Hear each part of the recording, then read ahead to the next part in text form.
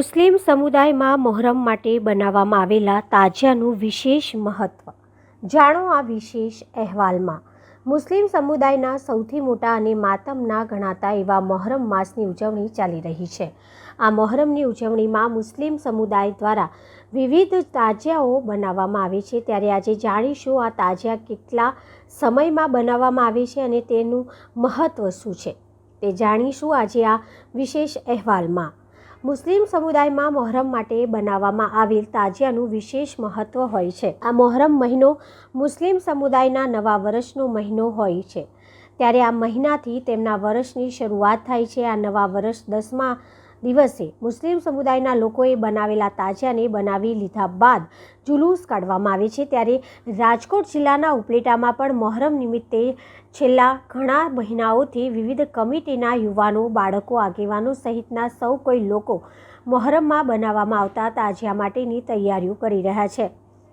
આ તાજિયા બનાવવા માટે તેઓ ખુદ હસ્તકલાથી તાજિયાને વિવિધ સ્વરૂપ આપે છે. જે બાદ તાજિયા બની ગયા બાદ તેઓની જગ્યા ઉપર સ્થાન આપવામાં આવે છે. અત્યારે રાત્રિ દરમિયાન હિન્દુ અને મુસ્લિમ સમુદાયના લોકો કે જેઓની માનતા, આસ્થા અને શ્રદ્ધા હોય છે તેઓ આ તાજિયા ખાતે તેઓની માનતા પૂર્ણ કરવા અને તેઓની શ્રદ્ધા અનુસાર આવતા હોય છે. જે બાદ બીજા દિવસે આ તમામ તાજિયાનું વિશાળ જુલુસ કાઢવામાં આવે છે. મોહરમના તહેવારની ઉજવણી કોઈ એક ધર્મ સંપ્રદાય માટે નથી. કરબલામાં ઇમામ હુસેનને માનવા, ધર્મને બચાવવા, સદાચાર માટે કુરબાની આપી હતી. મોહરમની કુરબાનીનો સંદેશ જન જન સુધી પહોંચે તે માટે મોહરમ મનાવવામાં આવે છે. મોહરમમાં તાજિયા અને દફન વિધિમાં તમામ ધર્મના લોકો જોડાઈ વધુમાં વધુ લોકો મોહરમની શહીદીથી વાકેફ થાય તે માટે મોહરમમાં પ્રસાદ પરંપરામાં તમામ પ્રસાદ શાકાહારી, માનતામાં શ્રીફળ, દૂધ, શરબત, ચોખ્ખું પાણી અને ચૂરમાના લાડુ ધરાવવાની પરંપરા છે. આમ જોઈએ તો તમામ વિવિધ હિન્દુ ધર્મ સંપ્રદાયની પરંપરા સાથે સુસજ્જ થાય તેવી રાખવામાં આવી છે.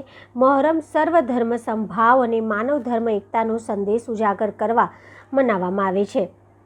ઇમામ હુસેનના આદર્શ અને સંસ્કાર દરેક માનવી અપનાવે, સમાજમાં સુલે, શાંતિ, ભાઈચારો અને સંસ્કારી વાતાવરણનું સર્જન થાય. આતંકવાદ સામે સત્ય કાજે નિર્ભય બનવાના સંસ્કાર સમાજમાં ફેલાય તે માટે મોહરમ મનાવવામાં આવે છે. अस्सलाम वालेकुम.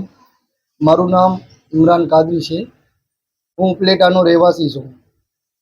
ઉપલેટામાં અમારે અહીંયા દર વર્ષની જેમ આ વર્ષ પણ મોહરમ શરીફ મનાવવામાં આવે છે. જેમ કે હર વર્ષ મનાવવામાં આવે છે.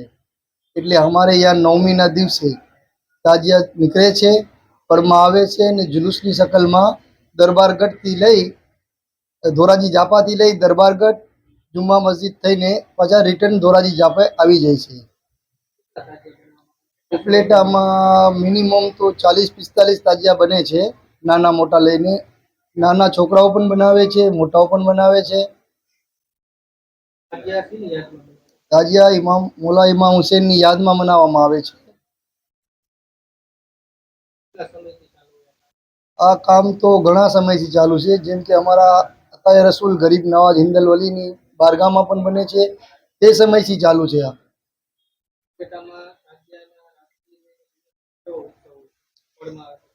પડમાં આવે પછી 9મીના દિવસે બધે ચાહવાવાળા હિન્દુ મુસ્લિમ ભાઈઓ જે મન્નત લઈને આવે છે, જે શ્રીફળ વધારે છે, જે મલીદો લઈને આવે છે, જેની જેવી માનતા હોય છે લઈને આવે છે.